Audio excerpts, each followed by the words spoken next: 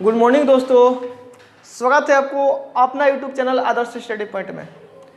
तो आज के इस वीडियो में हम लोग निरक्षीय स्थिति में विद्युत तीव्रता का समीकरण निकालना सीखेंगे। पिछले वीडियो में हम आप लोगों को विद्युत द्विध्रुव के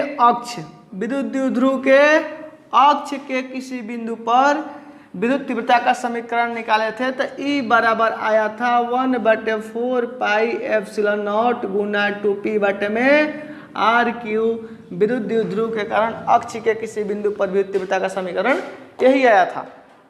यानी कोई एक विद्युत द्विध्रुव आप खींच दीजिए, इसका अक्ष मतलब इसको बढ़ाने पर जो बिंदु मिलता है उस बिंदु पर इधर बढ़ाइए या इधर बढ़ाइए, इधर बढ़ा लीजिए या इधर बढ़ा लीजिए। अगर इधर कोई भी बिंदु मिलता है उस बिंदु पर तीव्रता का समीकरण निकालना होगा। कैसे निकालेंगे हम आसानी से देख चुके हैं, सीख चुके हैं कैसे निकालेंगे।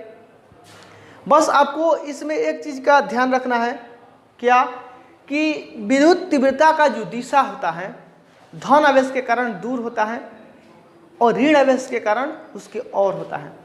ऋण आवेश के कारण जो तीव्रता होता है उसके और होता है और धन आवेश के कारण तीव्रता धन आवेश से दूर होता है। अगर ये बात, इस कंसेप्ट को यदि आप समझते हैं तो आपको तीव्रता का समीकरण निकालने में कोई प्रॉब्लम नहीं होगा। ठीक है, आज के इस वीडियो में विद्युत द्विध्रुव के लंबवत समद्विभाजक के किसी बिंदु पर विद्युत तीव्रता का समीकरण निकालना हम लोग देखेंगे। विद्युत द्विध्रुव के लंबवत समद्विभाजक, ये हम एक विद्युत द्विध्रुव यहाँ पर बना लेते हैं। विद्युत द्विध्रुव यहाँ पर बना लेते हैं। विद्युत द्विध्रुव भूल गए होते हैं तो विद्युत द्विध्रुव एक ऐसी व्यवस्था है जिसमें दो बराबर एवं विपरीत आवेश, मतलब यहाँ पर प्लस क्यू लेते हैं, यहाँ पर माइनस क्यू लेते हैं, बहुत ही कम दूरी पर रखे होते हैं। यानी इनके बीच की दूरी जो होता है बहुत कम होता है। हम मान लिए हैं दोनों के बीच दूरी कितना है, 12 है। दोनों के बीच की दूरी 12 है। जो प्लस क्यू आवेश है ए बिंदु पर रखा गया है और माइनस क्यू आवेश बी बिंदु पर रखा गया है। प्लस क्यू आवेश ए बिंदु पर और माइनस क्यू आवेश बी बिंदु पर रखा गया है। और दोनों आवेशों के बीच की दूरी जो है 12 है। ये बहुत कम दूरी माना गया है। इसे जूम करके हम बोर्ड पे बनाए, फिगर बहुत बड़ा हो गया है। ठीक है, और हमें इसके लंबवत समद्विभाजक के किसी बिंदु पर तीव्रता निकालना है। इसके लंबवत समद्विभाजक, जैसे कि हम आपको बताए थे कि जब भी आपको तीव्रता निकालना होगा विद्युत द्विध्रुव के वजह से तो उसका दूरी जो लेंगे केंद्र से लेंगे, क्योंकि ये वाला प्लस क्यू यहाँ पर, ये वाला माइनस क्यू है, दो आवेश है। तो यहाँ से लीजिएगा कि यहाँ से लीजिएगा, कन्फ्यूजन से बढ़िया है आप इसके केंद्र से ले। यानी केंद्र इसका O है और O के लंबवत होगा आपका ये वाला लाइन होगा लंबवत समद्विभाजक। नीचे भी हो सकता है लंबवत होगा, लेकिन ऊपर निकालेंगे तो हमें समझने में आसानी होगा। ठीक है, फॉर्मूला निकालना तो हम समझने के लिए, आसान करने के लिए निकालेंगे। मान लीजिए लंबवत वाला बिंदु है, सब ऐसी रेखा पर, इसके लंबवत किसी रेखा है, इस पर एक बिंदु है जिसका नाम है P। ऐसी P बिंदु पर तीव्रता का समीकरण हमें निकालना है। इस P बिंदु पर हमें तीव्रता का समीकरण निकालना है। तो इस बिंदु P पर तीव्रता का समीकरण निकालना है तो कैसे निकालेंगे। तो हमने बताया था कि सबसे पहले आपको ये भूल जाना है कि एक विद्युत द्विध्रुव है। आपको बस इतना याद रखना है कि दो आवेश हैं, एक प्लस क्यू एक माइनस क्यू है। दोनों आवेश की वजह से इस बिंदु पर तीव्रता निकाल लेना है। दोनों आवेश की वजह से तीव्रता निकालने के लिए इनके बीच की दूरी चाहिए। हम O से R दूरी पर ये बिंदु लिए हैं, P जो है O से R दूरी पर बिंदु P लिए हैं। ये बिंदु O से R दूरी पर ये बिंदु P है। हमें A बिंदु पर आवेश के कारण बिंदु P पर तीव्रता निकालना है और B बिंदु आवेश के कारण इस बिंदु P पर तीव्रता निकालना है। अब उसके बाद दिशा देख के जोड़ घटाव कर देंगे। ठीक, पहले और तीव्रता निकालने के लिए हमें क्या चाहिए, दूरी चाहिए। इसके बीच की दूरी और इसके बीच की दूरी, यानी AP एवं BP निकालना पड़ेगा, तब हम तीव्रता निकाल सकते हैं। तब पहले AP BP निकाल लेते हैं। हम देखें अगर कि विद्युत द्विध्रुव के पूरा लंबाई 12 है, इसका केंद्र O है, मतलब ये वाला L हो जाएगा, ये वाला भी L हो जाएगा। केंद्र किसी भी रेखा को दो बराबर भाग में विभाजित करता है। यदि इसका पूरा लंबाई 12 है तो ये वाला L हो जाएगा, ये वाला भी L हो जाएगा। जब E L हो गया, ये वाला भी L हो गया, I वाला R हो गया। यहाँ पर देख रहे हैं लंबवत समद्विभाजक यानी निरक्षीय स्थिति है, मतलब ये वाला कोण 90 डिग्री है। मतलब इस समकोण त्रिभुज बन गया। जब समकोण त्रिभुज बन गया तो ये वाला लंब हो गया, ये वाला आधार हो गया, ये वाला कर्ण हो गया। यानी कर्ण बराबर पाइथागोरस परिमेय से कर्ण स्क्वायर बराबर लंब स्क्वायर प्लस आधार स्क्वायर। यानी कर्ण बराबर निकाले, AP बराबर निकाले तो root under L square plus R square आपका ही हो जाएगा लंबाई। इधर भी निकालिएगा तो ये वाला R है, ये वाला L है, यानी ये वाला भी हो जाएगा root under L square plus R square. ठीक, हमें दूरी पता चल गया। अब हम आसानी से तीव्रता का मान निकाल सकते हैं बिंदु P पर। बिंदु P पर आसानी से तीव्रता का मान निकाल लेते हैं। तो चलिए बिंदु A पर स्थित आवेश के कारण, बिंदु A पर स्थित आवेश के कारण बिंदु P पर विद्युत तीव्रता EA बराबर मानते हैं। EA यानी तीव्रता को E द्वारा सूचित किया जाता है, A बिंदु के कारण मतलब EA बराबर तीव्रता का फॉर्मूला होता है 1/4 पाई एप्सिलॉन नॉट गुना Q। आवेश का परिमाण कितना है? Q है। अब बटा में R स्क्वायर मतलब दूरी कितना है? Root under L square plus R square के होल स्क्वायर। इन हुआ R square 1/4 pi epsilon naught गुना Q बटे में R स्क्वायर। ए मतलब ए बिंदु पर आवेश स्थित आवेश के कारण बिंदु P पर विद्युत तीव्रता है। ठीक है, इसको समीकरण 1 कर लेते हैं, अब क्या करते हैं, अब बिंदु B पर स्थित आवेश के कारण बिंदु B पर स्थित आवेश के कारण बिंदु P पर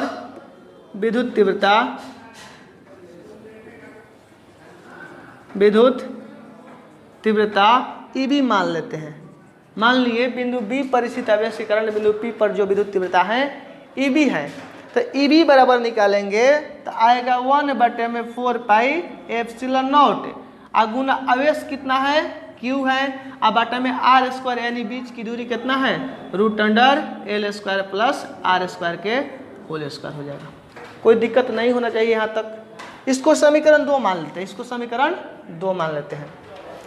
अब समीकरण 1 को और समीकरण 2 को देखिए। समीकरण 1 को और समीकरण 2 को देखते हैं तो ये दोनों एक दूसरे के बराबर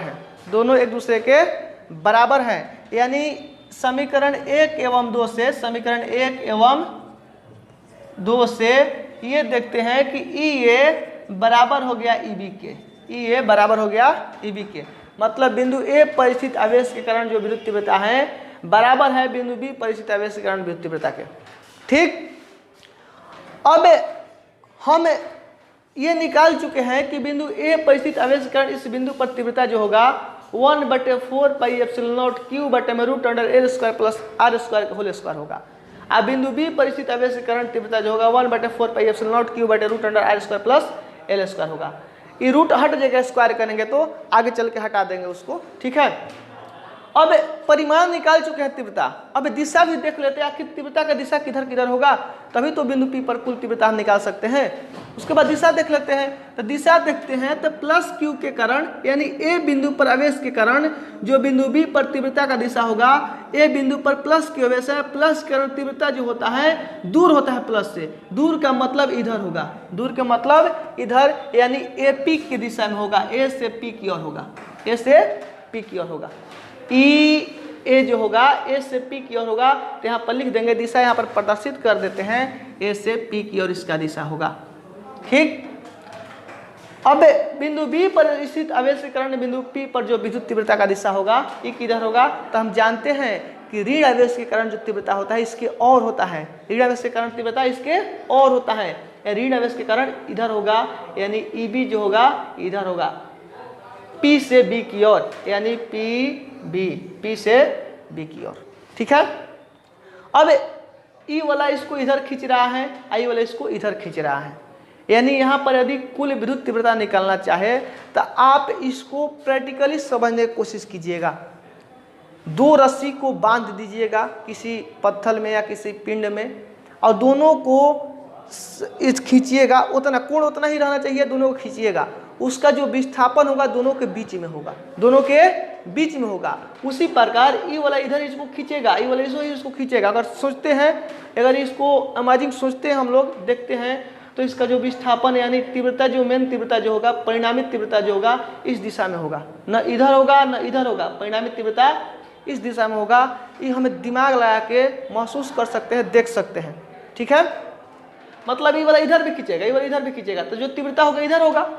ठीक, उसके बाद अब यहाँ पर ये है, ये वाला ये है, ये वाला ये की तीव्रता की दिशा है, ये वाला ई बी की तीव्रता की दिशा है। ठीक है, अब ई के इस दिशा में हमें दिशा पता चल गया कि परिणामी तीव्रता का दिशा जो होगा इस दिशा में होगा, लेकिन परिणामी तीव्रता का परिमाण भी निकालना है आपको। आखिर तीव्रता होगा कितना, तो तीव्रता निकालने के लिए अब हम यहाँ पर इसको वियोजित कर देंगे। इसको जब वियोजित करेंगे तो हम जानते हैं जिसके साथ कोण बनता है वो cos थीटा होता है, और जो लंब होता है उस पर वो क्या होता है, sin थीटा होता है। यानी ये जो है ई, इसको मान लेते हैं बिंदु P हो गया है, इसको Q मान लेते हैं। ये जो है इसको P, ये जो है P Q के दिशा में होगा, ये cos थीटा, ये cos थीटा। इस दिशा में उसके लंबवत दिशा में जो होगा ई ए साइन थीटा होगा। ई को वियोजित किया है। सदिशों के वियोजन में आपको पढ़ना है कि यदि दो सदिश इसको इधर खींच रहा है, इसको इधर खींच रहा है, तो इसका परिणामी जो होगा ई वाला होता है, या इसके परिणामी को वियोजित कीजिएगा। परिणामी यदि ए है, इसको वियोजित करेंगे तो जिसके साथ कोण बनाता है ए cos थीटा होगा, जिसके जो इसके लंबवत होता है ए साइन थीटा होता है। ठीक है, उसी प्रकार इसको वियोजित कर दिए तो ई के इधर जो परिणाम होगा, परिमाण होगा, ई का इधर जो परिमाण होगा, आपका तीव्रता जो होगा ये cos थीटा के बराबर होगा, और इधर जो तीव्रता होगा ये sin थीटा के बराबर होगा। हमें इस दिशा में तीव्रता का मान निकालना है, इसको वियोजित कर दिए हैं। उसी प्रकार इसको जब वियोजित कीजिएगा इसको, तो ये इसके साथ कोण बना रहा है, मतलब ई वाला ई भी cos थीटा इधर होगा, ये भी cos थीटा। और लंबवत किसके, इसका लंबवत है, इस रेखा का लंबवत ई वाला है, यानी इधर जो होगा ई भी sin थीटा के बराबर होगा। ये भी sin थीटा, इधर जो होगा ये भी cos थीटा, ये भी sin थीटा के बराबर होगा, इधर ये भी cos थीटा। ठीक, ये सब अच्छी तरह से दिखाई दे रहा ना। चलिए अब क्या करते हैं, अब हमें इस दिशा में परिमाण मिल गया है, इस दिशा में ये cos थीटा, ये भी cos थीटा। यहाँ देखते हैं कि ये बराबर है ई बी के, ये बराबर है ई बी के। इसको समीकरण 3 मान लीजिए। ये जब बराबर हो गया ई बी के, तो यहाँ पर ये sine theta, E B sine theta, यानी ये साइन थीटा बराबर हो जाएगा ई बी साइन थीटा के, क्योंकि ये बराबर है ई बी के। जब ये बराबर है ई बी के तो ये साइन थीटा बराबर हो जाएगा ई बी साइन थीटा के। ये दोनों तीव्रता जो है ये दोनों एक दूसरे के बराबर एवं विपरीत हैं। ये दोनों एक दूसरे के बराबर एवं विपरीत हैं। और जब दो बराबर एवं विपरीत बल कार्य करेगा तो वहाँ विस्थापन जो होगा शून्य होगा। मतलब इसमें जो एक दूसरे को उदासीन कर देंगे। मान लीजिए किसी पिंड को दो व्यक्ति खींच रहे हैं, जितना बल लगा के ये वाला खींच रहा है उतना बल लगा के दूसरा भी खींच रहा है, तो उसका विस्थापन जो होगा कहीं होगा नहीं होगा, वो स्थिर रहेगा। मतलब दोनों का बल एक दूसरे को उदासीन कर देंगे। उसी प्रकार यहाँ पर तीव्रता इधर है, यहाँ पर तीव्रता इधर है, यहाँ पर कुल तीव्रता जो होगा ये दोनों एक दूसरे को उदासीन कर देंगे। मतलब इसके वजह से यहाँ पर कोई तीव्रता नहीं होगा। जो होगा इसके वजह से होगा क्योंकि इसका भी दिशा इधर है और इसका भी दिशा इधर है। जब दिशा समान है मतलब यहाँ पर कुल विद्युत तीव्रता, बिंदु P पर कुल विद्युत तीव्रता निकालेंगे। बिंदु P पर कुल विद्युत तीव्रता निकालते हैं। E बराबर तो क्या हो जाएगा, EA cos theta plus EB cos theta. EA बराबर है EB के, तो EA के बदले में हम EB लिख सकते हैं, EB के बदले में EA लिख सकते हैं। यानी E बराबर हो जाएगा 2EA cos theta, 2EA cos theta. अब इसका मान रख के आराम से तीव्रता का मान निकाल लेना है। चलिए इसका मान रख के तीव्रता का मान निकालते हैं। इसका मान रखेंगे तो E बराबर आपका आएगा, E बराबर 2, EA का मान कितना है 1/4 पाई एप्सिलॉन नॉट गुना Q बटे में root under L square R square के होल स्क्वायर मतलब रूट हट जाएगा, यानी बचेगा क्या, L square plus R square केवल बचेगा। कॉस थीटा, ये वाला थीटा कोण पे झुका है, ये वाला भी कोण कितना है, थीटा है। तो कॉस थीटा बराबर निकालेंगे तो लंब बटा में आधार बटा में कौन, कॉस थीटा बराबर आधार बटा में कौन, साइन थीटा बराबर लंब बटे कौन होता है, कॉस थीटा बराबर आधार बटे कौन, आधार कितना है एल है और कौन कितना है root under L square plus R square है, यानी कितना हो जाएगा गुना में आधार एल बटा में root under L square plus R square. कोई दिक्कत नहीं होना चाहिए। अब आगे तीव्रता का निकालना है हमें, तीव्रता निकालना तो क्या करेंगे, ई बराबर 2 गुना 1 बटे में 4 पाई एप्सिलॉन नॉट गुना क्यू एल बाटा में L square plus R square के पावर में 1 है या गुना इसको इस तरीके से क्यू बटे में इतना हो गया गुना एल बटा में, इसको जब रूट है तो इसको लिख सकते हैं L square plus R square के बाटा में 1/2, क्योंकि रूट का मतलब 1/2 होता है, आप लोग जानते हैं। इसी को सजा के लिखे हैं 2 1/4 पाई एप्सिलॉन नॉट हो गया गुना क्यू बटे में R square plus L square plus R square, L square plus R square के पावर में 1 है, यहाँ पर पावर 1 छिपा रहता है 1 गुना एल बटे में root under R square plus L square के बदले में हम लिख सकते हैं L square plus R square के पावर में 1/2। ई बराबर निकालेंगे तो 2 गुना इसको 1/4 पाई एप्सिलॉन नॉट गुना Q into 2L, Q into 2L कर देते हैं क्योंकि 2 को इधर लाएंगे और Q इंटू 2L लिख सकते हैं आराम से, क्योंकि गुना में किसी को किसी के जगह पे देखिए कोई असर नहीं पड़ता। जैसे 2 गुना 4 कहे चाहे 4 गुना 2 कहे, दोनों एक ही चीज़ है, 8 आएगा। उसी प्रकार 2QL कहिए चाहे Q2L कहिए, दोनों एक ही चीज़ है, ठीक है।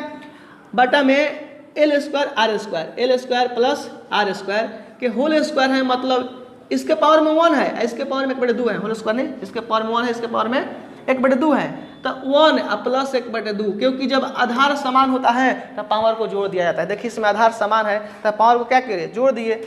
ई बराबर निकालेंगे तो आएगा 1/4 पाई एप्सिलॉन नॉट गुना Q इंटू 2L बराबर हो जाएगा P के, Q इंटू 2L बराबर हो जाएगा P के, अब बटा में L square plus R square के पावर में हो जाएगा 2, 1/2 को जोड़ेंगे तो आएगा 3/2, 1/2 जोड़िएगा तो 3/2 आएगा, यानी ई बराबर कितना आ गया, ई बराबर आपका आ गया 1/4 पाई एप्सिलॉन नॉट गुना P बटा में एल स्क्वायर आर स्क्वायर का पावर में कितना है, 3/2 है। और यहाँ पर एक चीज़ और है कि एल स्क्वायर का जो मान है बहुत छोटा है आर स्क्वायर से। कैसे, क्योंकि ये एक विद्युत द्विध्रुव है, अब विद्युत द्विध्रुव दोनों आवेशों के बीच की दूरी बहुत कम होता है, और जब बहुत कम होता है तो ये तो द्विध्रुव के बीच की दूरी से भी आधा है, मतलब ये और कम होगा, मतलब एल का मान आर की अपेक्षा में, मतलब इन दोनों के बीच की दूरी की अपेक्षा में बहुत कम है। जब बहुत कम होगा तो लिख सकते हैं एल स्क्वायर बहुत कम है आर स्क्वायर से, इसलिए L square tends to 0, L square tends to 0 लिख सकते हैं। यानी यहाँ पर एल स्क्वायर का मान जब 0 रखेंगे तो केवल आर स्क्वायर बच जाएगा, यानी आर स्क्वायर के पावर में 3/2, हाई वाला 2 कट जाएगा, यानी ई बराबर बचेगा केवल 1/4 पाई एप्सिलॉन नॉट गुना P बटे में आर पावर में Q। यही जो फॉर्मूला आया विद्युत द्विध्रुव के कारण निरक्षीय स्थिति में, समीकरण 4 विद्युत द्विध्रुव के कारण निरक्षीय स्थिति में विद्युत तीव्रता का समीकरण है। विद्युत द्विध्रुव के निरक्षीय स्थिति में विद्युत तीव्रता का समीकरण है, या लंबवत समद्विभाजक के किसी बिंदु पर विद्युत तीव्रता का समीकरण है। ठीक है, ये आपका टॉपिक 5 नंबर का था, एग्जाम में 5 नंबर पूछता है, इसलिए इसको अच्छी तरह से कंप्लीट कर लीजिएगा। ठीक है, अक्षीय जो पीछे वाला बताया था अक्षीय था, ये वाला निरक्षीय है। उम्मीद करते हैं सारी बातें समझ में आया होगा। ठीक है, धन्यवाद, मिलते हैं अगले वीडियो में।